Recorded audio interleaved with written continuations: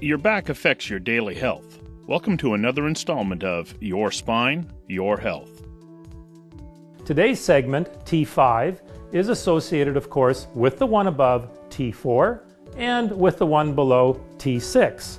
And in the segments that we've been showing you, you can now see the form of the spine coming through. What occurs in that area between the shoulder blades at around T5 can be a very painful condition that limits movement. It can also affect breathing because the ribs, remember, they join to those segments. These are some of the signs and symptoms associated with common spine and back problems. Now, when we examine people that have had a history of these problems, sometimes on an X-ray, we will see that the disc space is slightly narrowed. We may see some roughened edges, and we may see a little bone spur occur depending at what age this person is being examined. Now the fun starts when we give it a name.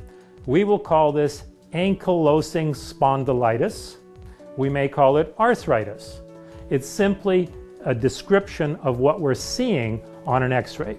So we have to remember that when bone joints are injured, whether it's a finger, a wrist, an elbow, or in this case, our spine, whether it's T5 or any other, we will expect to see changes in those bone joints.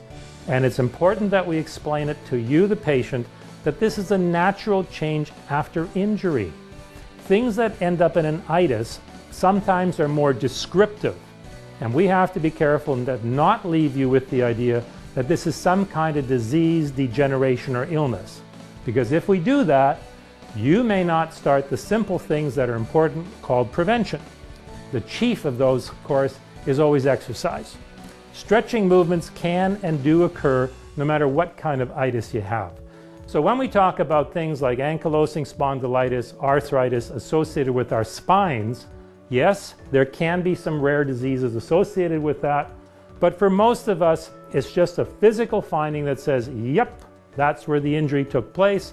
And here's the treatment, here's the prevention, here's the exercise, here's the lifestyle. Remember, your back is important to your daily health.